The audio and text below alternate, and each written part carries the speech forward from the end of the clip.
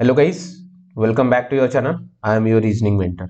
आई hope आप सभी लोग अच्छे होंगे एंड अच्छे से अपकमिंग प्री एंड मेंस के लिए प्रिपेयर कर रहे होंगे। ठीक है, तो अभी जो हमारे सामने मेन एग्जाम्स जो है, तो कुछ लोगों का आईडीबीआई जाम का एग्जाम होगा, 30 एंड एग्जीक्यूटिव एंड जाम का।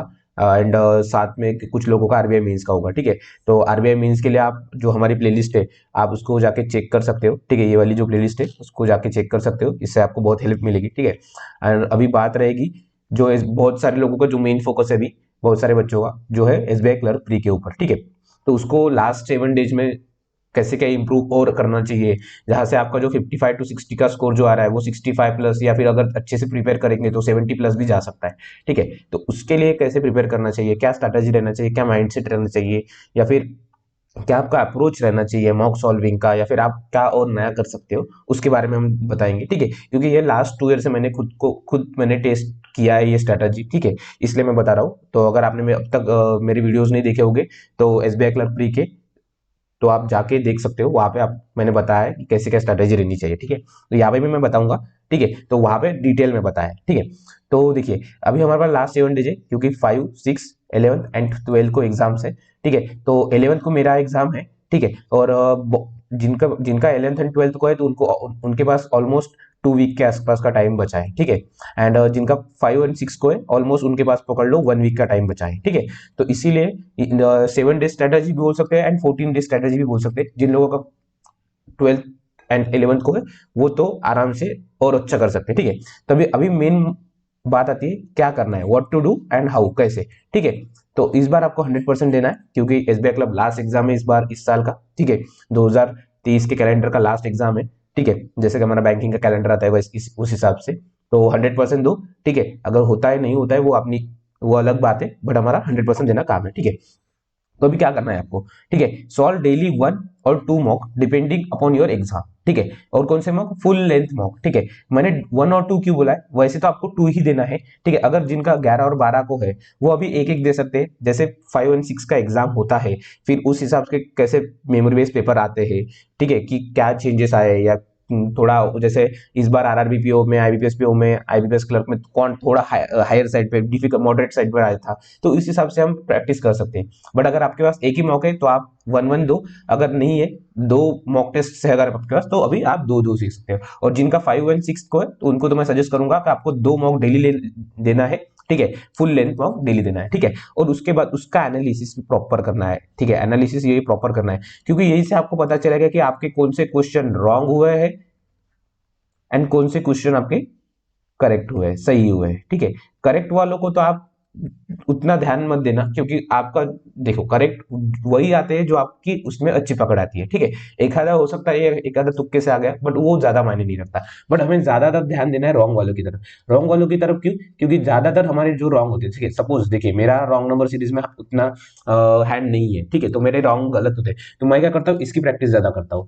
या फिर क्वाड्रेटिक इक्वेशन हो गया तो उसकी प्रैक्टिस ज्यादा करता हूँ। अप्रोक्सीमेशन हो गया या फिर सिंप्लीफिकेशन हो गया, उसकी प्रैक्टिस ज्यादा करूँ। ठीक है, या फिर अरिथमेटिक के सपोज आपका एजेस का प्रॉब्लम, पार्टनरशिप का प्रॉब्लम, ये अगर आपके पार्टनर प्रॉब्लम अगर ज्यादा से ज्यादा हर मॉक में गलत हो रहे तो आपको उस पर काम करना है। ठीक है, सेम इंग्लिश में क्या है, रीजनिंग में क्या है, रीजनिंग में आपका अगर सपोज सर्कुलर वाला पजल रॉन्ग हो रहा है तो आपको उस पर ध्यान देना पड़ेगा। इसीलिए जो है मैं बोल रहा हूँ एनालिसिस बहुत इंपॉर्टेंट है अपने मॉक का। ठीक है, उसके बाद ये एनालिसिस करने के बाद आपको समझ आया कि मेरा इंग्लिश में आरसी में स्कोर नहीं आ रहा है, या फिर रीजनिंग में मेरे पजल्स नहीं बन रहे हैं।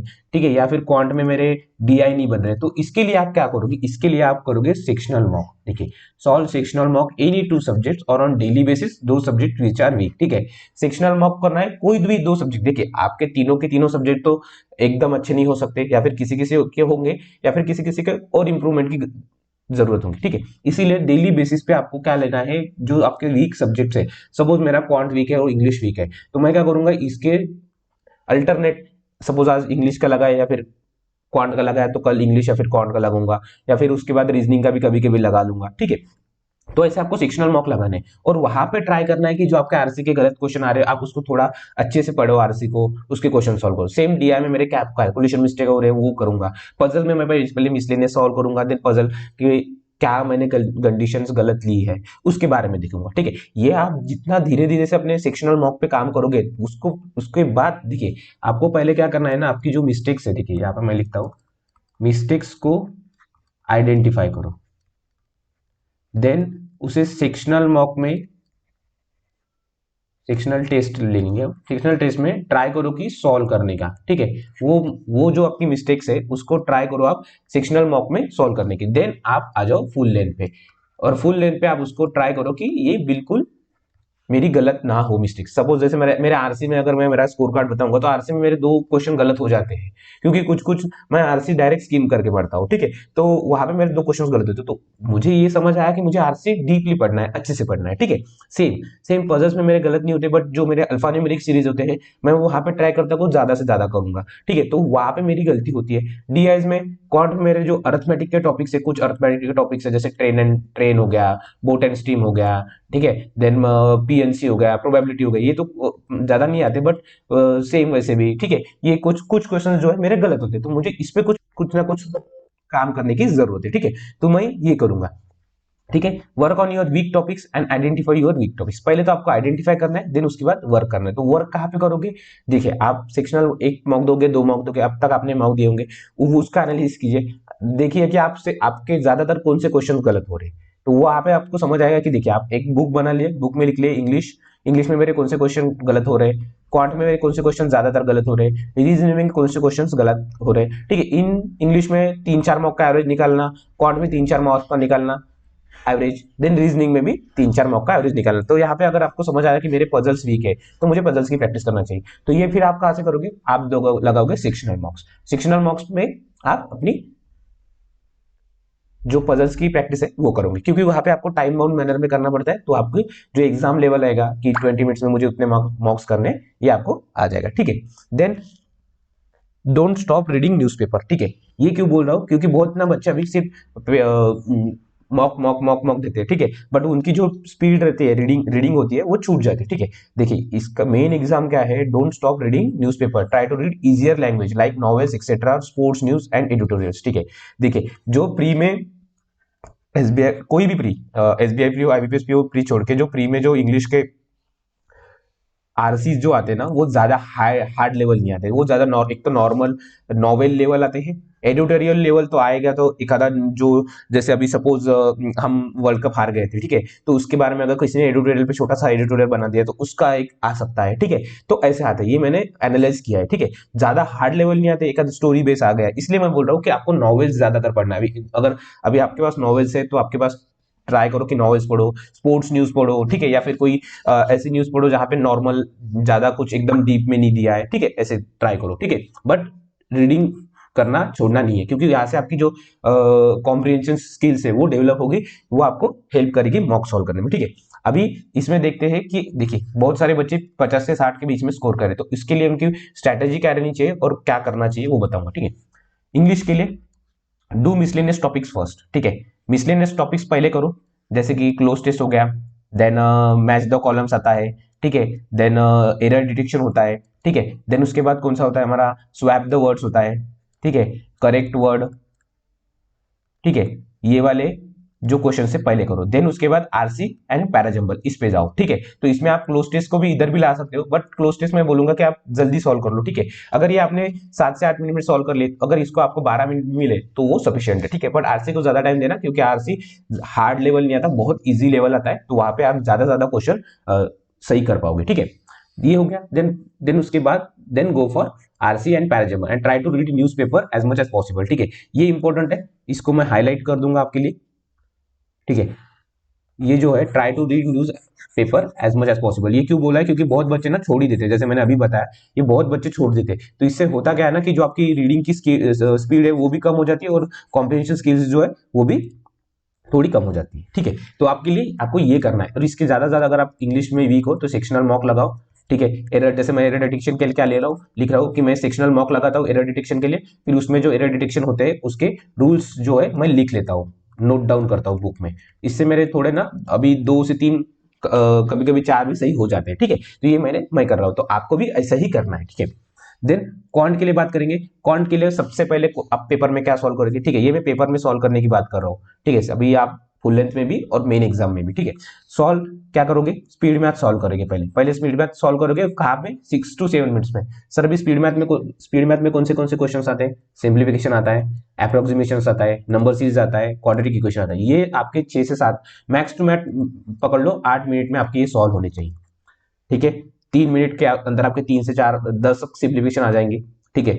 तो ये करना, देन नंबर सीरीज आ जाएगी या फिर क्वाड्रेटिक इक्वेशन आ जाएगा, ठीक है। तो ये आपको 8 से 9 मिनट 7 से 8 मिनट में करना है। जितना जल्दी आप ये करोगे और 100% एक्यूरेसी है, उतना आपको अरिथमेटिक और डीआई को टाइम मिलेगा, ठीक है। देखिए डीआई के लिए आपको 8 मिनट लगा के ही रखना है, ठीक है। यहाँ पे देखिए, अगर आपने यहाँ पे 8 मिनट्स डाल दिए, यहाँ पे 8 मिनट डाल दिए, तो आपके हो गए टोटल 16 मिनट्स, ठीक है। 16 मिनट्स में आपने कितना हो गया, 10 डीआई आएंगे तो 10 मार्क्स, और ये कितना आएंगे, ऑलमोस्ट 25 मार्क्स के। क्यों, क्योंकि 15 मार्क के सिंप्लीफिकेशन आएंगे या फिर क्वाड्रेटिक इक्वेशन है, नंबर सीरीज, इन दोनों में से कुछ ना कुछ आएगा। तो आपका जो है, सॉरी 15 मार्क्स का, ठीक है, 10 नंबर के सिंप्लीफिकेशन अप्रोक्सीमेशन आएगा और 5 मार्क का एक तो नंबर सीरीज आएगा, फिर क्वाड्रेटिक इक्वेशन आएगा। तो यहाँ पे आपके देखिए 16 मिनट में 25 क्वेश्चन हो गए, बचे 4 मिनट में अगर आपने 3 भी अर्थमेटिक कर ले तो ये आपका ये हो गया जो स्कोर है वो 28, जो कि अच्छा अटेम्प्ट माना जाएगा, ठीक है। और अगर आपने इसमें 100% एक्यूरेसी रख दी वो तो फिर सोने पे सुहागा है, ठीक है। देन उसके बाद क्या करना है, जो 4 मिनट बचते हैं उसमें आपको अर्थमेटिक टॉपिक्स को जाना है, और उसमें भी कौन से टॉपिक्स में, which are easier to you, देखिए easier to you and you have good command on it, ठीक है। जिस टॉपिक पे आपको ज्यादा अच्छी कमांड है या फिर आपको इजी लगते हैं, जैसे सपोज बहुत सारे लोगों को एजेस, पार्टनरशिप, मतलब ये इजी है, ठीक है। देन एवरेज, ठीक है। देन मिक्सचर एंड एलिगेशन, कभी कभी इजी क्वेश्चन आ जाता है मिक्सचर एंड एलिगेशन का, बस आपको रेशियो का कन्वर्ट करके डालना पड़ता है, या फिर कुछ डालते हैं फिर उससे कौन सा रेशियो बनेगा वो पूछते हैं, ठीक है। प्रॉफिट एंड लॉस भी बोल सकता हूँ कि cost price, selling price, market price पे ऊपर आया तो वो, ठीक है। SICI भी हो सकता है, ठीक है। तो ये अगर आए, या फिर train speed distance, boat and stream, ठीक है, ये क्वेश्चन है। तो इसमें इसमें से आप 3-4 क्वेश्चन, 3-4 टॉपिक ऐसे ढूंढ लो कि आप हर टाइप के आपको उसके क्वेश्चन अच्छे से आने चाहिए, जल्दी से जल्दी। तो फिर वहां से क्या होगा, आपको ज्यादा से ज्यादा वो क्वेश्चन सॉल्व करने के लिए टाइम मिलेगा, ठीक है।